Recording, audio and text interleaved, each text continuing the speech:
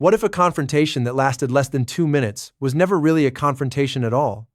What if the woman who walked into that royal engagement believing she was defending her family had unknowingly stepped into something much bigger? And what if the person who understood that first was Princess Anne? The event appeared ordinary, a rural development showcase at the Royal Horticultural Halls in Westminster. Local producers, journalists, photographers, and working royals moving through the room. Princess Anne was there, doing what she has done for decades, working through an engagement with her usual precision. Catherine was also there. Then Laura Lopes arrived through a side entrance. She was not on the working list for the afternoon session, and according to the account, had no reason to be on the restricted floor. Yet she moved through the crowd as though she already knew exactly where she was going. She stopped several feet behind Catherine. Then she stepped forward. There was no formal greeting, no attempt to soften the conversation. She accused Catherine of deliberately insulting her family through recent changes involving estate funding. But that is where the story becomes unusual, because this did not look like a spontaneous outburst. A photographer had been standing at the back of the hall on a diagonal position that gave him a clear view of the people involved. He had apparently been there since the doors opened. Laura had entered through a side entrance.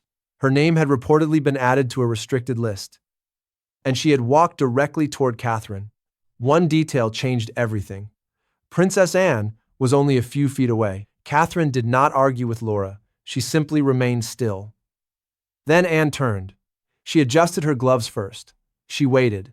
And then she asked security a seemingly simple question. Was this woman actually supposed to be in the building? That response completely changed the nature of the encounter.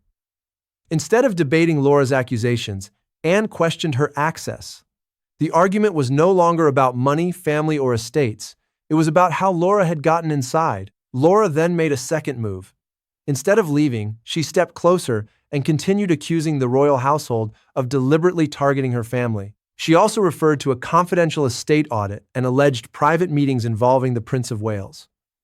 Reporters immediately began taking notes, and suddenly, something that might have disappeared as a private disagreement had become a recorded public incident. The entire confrontation lasted less than 2 minutes. Then, Anne raised one hand. Her protection officer understood the signal immediately. Laura was escorted toward the lobby. But the real investigation began after she left. The first question inside the palace was not, what did she say? It was, how did she get in? Security checked the access records. The explanation reportedly took only minutes to uncover. A VIP invitation had been issued locally by the organization hosting the event rather than through the normal royal household process. A regional director had apparently added another name to the restricted list by hand after being asked to do so. The employee was suspended. The incident was treated as a serious accreditation failure because an unverified person had been allowed into a secured event involving protected members of the royal family. But there was another detail. The photographer at the back had not moved position. He had already been watching the exact area where the confrontation occurred. That raised an uncomfortable question. Was this simply a photographer getting lucky, or had someone expected something to happen? The Prince of Wales was informed while attending another call. According to the account, he immediately requested the photographer's raw, unedited footage, not merely the photographs that had already been published. That distinction matters. Published photographs show selected moments. Raw footage can reveal what happened before and after them. It can show whether someone was waiting. It can show who was watching. It can show how people positioned themselves before the confrontation began. William reportedly watched the footage and then briefed his father. The situation was no longer being treated as a public relations problem. It was becoming an internal security investigation. The next question was obvious. Who had made Laura's access possible? Inside the palace, officials traced the invitation back through the organization hosting the event.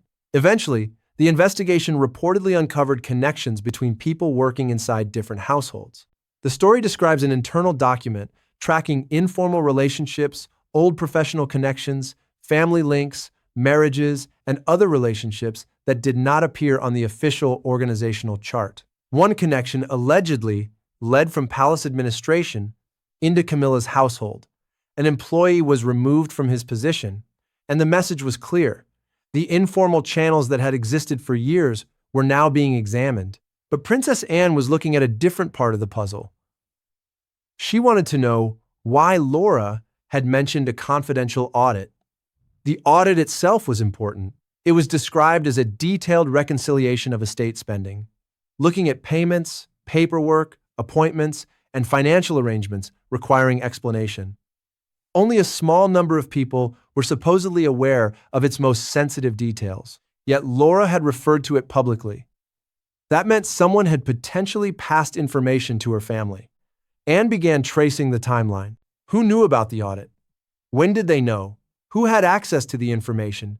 And where had that information traveled?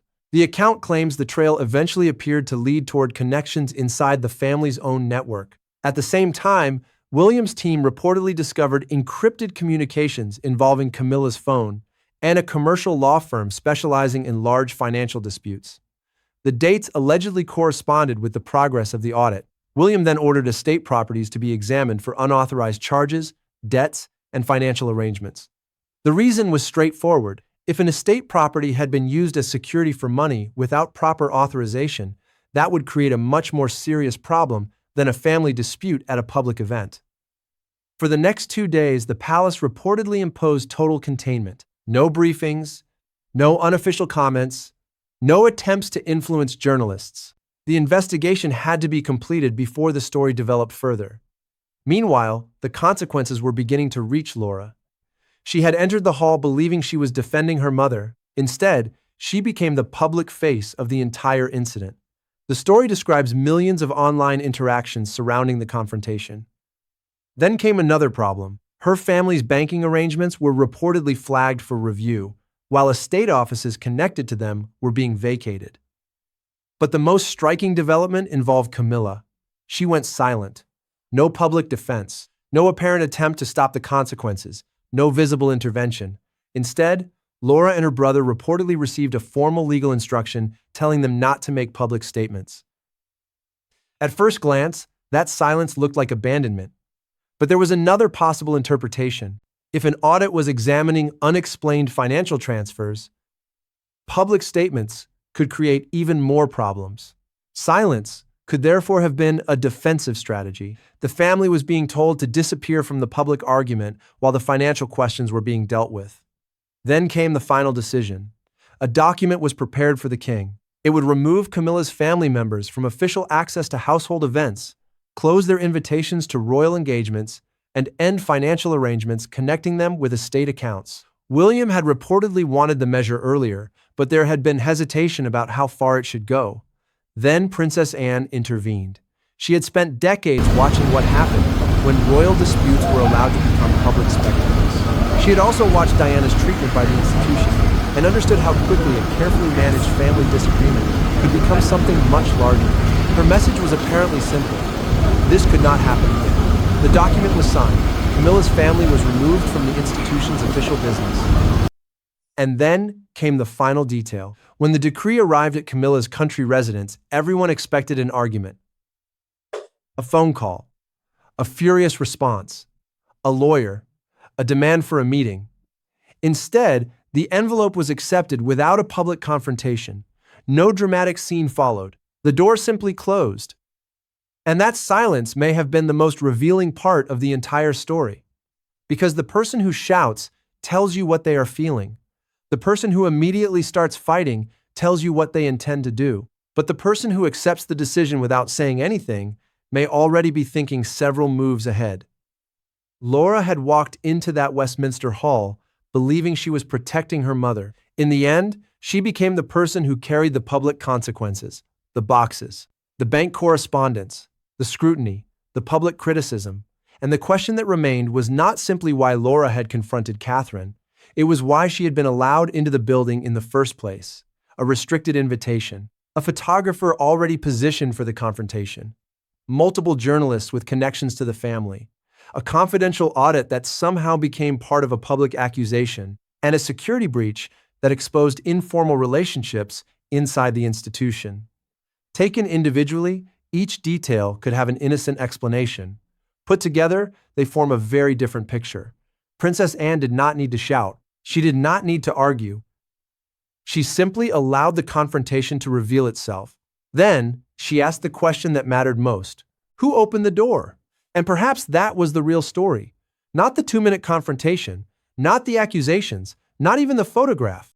The real story was what happened after everyone stopped talking.